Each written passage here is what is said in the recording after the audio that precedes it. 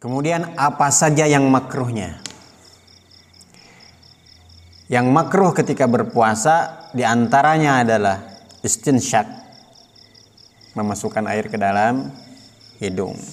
Kalau istinsyaknya melebihi dari pangkal hidung, bukan hanya makruh tapi batal. Makanya istinsyak ketika di siang hari pada bulan Ramadan gak boleh sempurna sampai melebihi pangkal hidung. Dan kalau dikerjakan hanya sekedar masuk saja, ini menjadi makruh. Artinya kalau makruh, kalau dikerjakan berarti dia kehilangan pahala. Kalau begitu tinggalkan yang namanya istinsyak di siang hari pada bulan Ramadan. Kemudian yang kedua, berkumur. Biasanya kumur ini dilakukan ketika mau berwudu. Karena di antara sunnah berwudu adalah berkumur. Maka ketika kita berpuasa, ini tinggalkan yang namanya kumur-kumur dan juga tinggalkan istinsyak. Karena ini hukumnya makruh, ketika ditinggalkan mendapatkan pahala. Ketika kita tidak berpuasa, maka kumur-kumur mendapatkan pahala lebih. Ditambah istinsyak, kita mendapatkan pahala lebih. Sebaliknya, ketika kita berpuasa, kumur-kumur tidak mendapatkan pahala.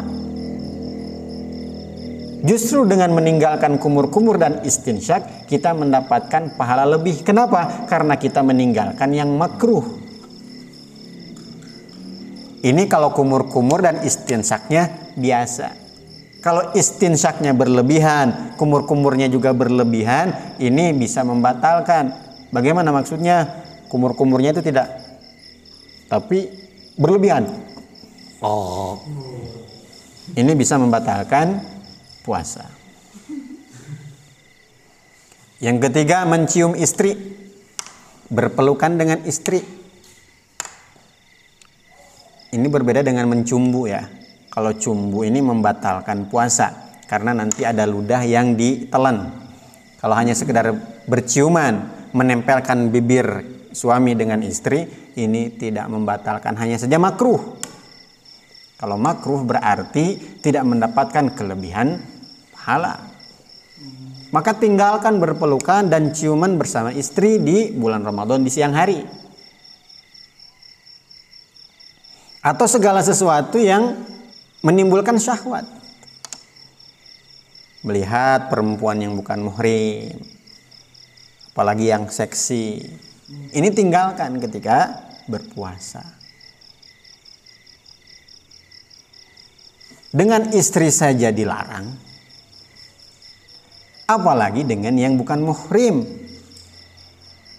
Kalau di bulan biasa melihat wanita yang bukan muhrim dengan syahwat, apalagi yang seksi, ini sudah haram. Dikerjakan pada saat puasa, maka keharamannya bertambah. Kemudian yang keempat, menggunakan minyak wangi di siang hari. Kalau malam boleh. Biasanya parfum ini sunnah ketika mau Jumatan. Maka ketika bulan Ramadan, maka ketika Jumatan, karena udah pasti Jumatan kan siang, ini nggak boleh menggunakan parfum. Nggak bolehnya tidak sampai tingkatan haram, tapi makruh. Ketika kita meninggalkan menggunakan parfum ketika mau Jumatan atau di siang hari pada bulan Ramadan, maka kita mendapatkan pahala karena meninggalkan yang makruh. Tapi kalau kita malah berparfum, batal nggak puasanya? Tidak, karena hukumnya makruh, tidak sampai membatalkan. Tapi rugi ketika kita berparfum. Ya, semua ini kalau dikerjakan menjadi rugi. Kita tidak mendapatkan kelebihan pahalanya. Kemudian yang kelima, berbekam. Kenapa? Karena orang yang sudah dibekam biasanya suka lemes. Ditakutkan dengan dibekam dia tidak kuat sampai maghrib. Kalau begitu, berbekam ini kan ilatnya, alasannya karena bisa membuat orang ini menjadi lemes. Maka untuk itu pekerjaan-pekerjaan yang membuat seseorang ini menjadi lemes, ini pun menjadi makruh.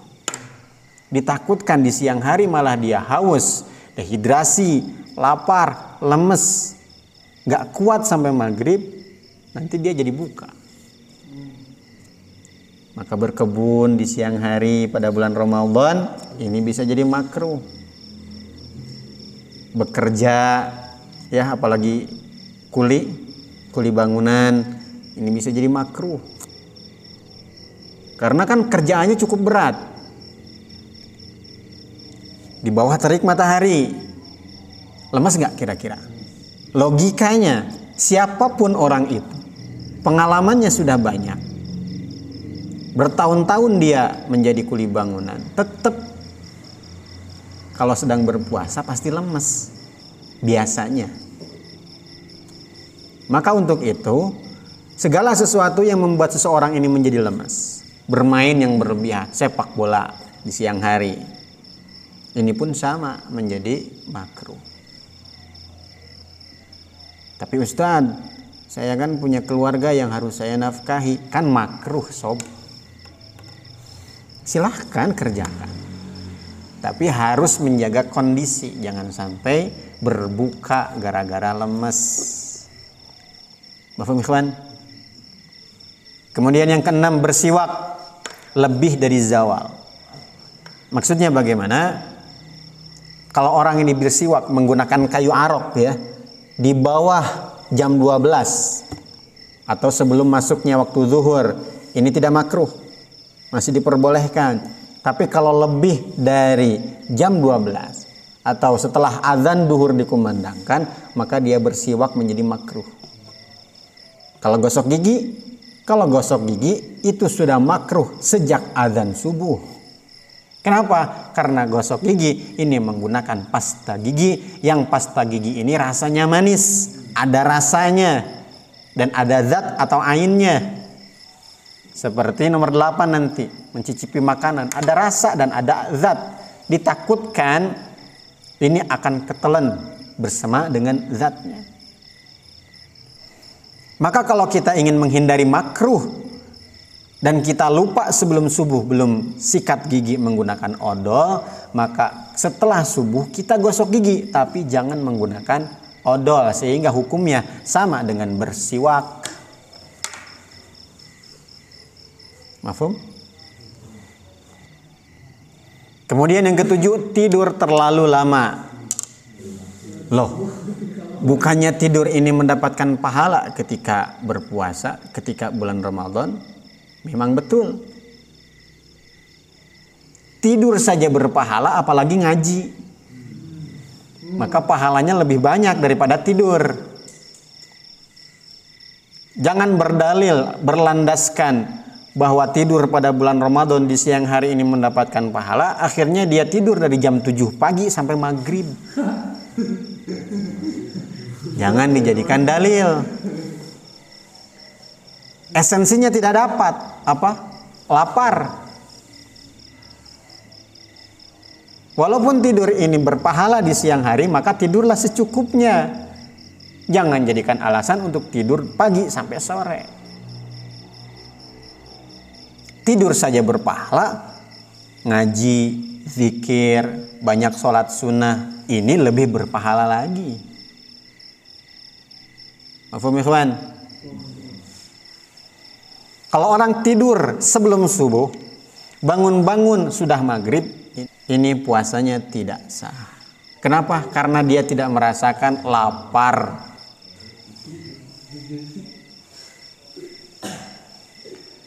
Kemudian yang kedelapan, mencicipi makanan. Sama dengan gosok gigi tadi ya. Masuknya ain, zat ke dalam mulut. Kemudian dikeluarkan zatnya. Maka sama dengan gosok gigi, ada ainnya yaitu odol tadi, kemudian dikeluarkan. Tidak sampai membatalkan, tapi makruh. Maka silahkan ibu-ibu kalau sedang masak, apalagi masaknya untuk berbuka, untuk banyak orang, dicicipi nggak masalah. Karena kalau nggak dicicipi kan kasihan juga nanti orang yang makan. keasinan, kemanisan, atau kurang asin. Cuman ingat, harus hati-hati ketika memasukkan makanan ke dalam mulut, dirasa langsung dibuang. Jangan sampai ditelan, karena kalau ditelan ini batal walaupun hanya sedikit. Dan kemarin sudah disebutkan yang dimaafkan kalau zatnya sudah dikeluarkan, airnya sudah dikeluarkan, seperti air sayurnya sudah dikeluarkan, kemudian rasanya kan tidak langsung hilang, kadang-kadang masih nempel di lidah, kemudian mengalir bersama air ludah, kemudian ditelan, ini tidak membatalkan. Kenapa? Karena zatnya atau ainnya ini sudah dikeluarkan. Ini hanya rasa saja. Rasa ini tidak membatalkan, yang membatalkan zat atau ain. Ini mungkin di antara kemakruhan ketika berpuasa. Bisa jadi masih banyak. Jadi kalau ada yang tahu tambahannya silahkan tulis di komentar. Ada pertanyaan? Nggak ada? Kalau nggak ada, kita cukupi dulu sampai sini. Yang betulnya dari Allah Subhanahu wa taala, yang salahnya dari kebodohan saya, kekurangan saya. Mudah-mudahan Allah Subhanahu wa taala pahamkan kita semuanya dan bantu kita supaya bisa mengamalkan yang sunnah dan menjauhi yang makruh. Wallahu a'lam bishawab. Kita tutup dengan doa kifaratul majlis. Subhanallah wa bihamdihi, subhanakallahumma wa bihamdika, asyhadu an la ilaha illa anta, astaghfiruka wa atubu ilaik. Wassalamualaikum warahmatullahi wabarakatuh.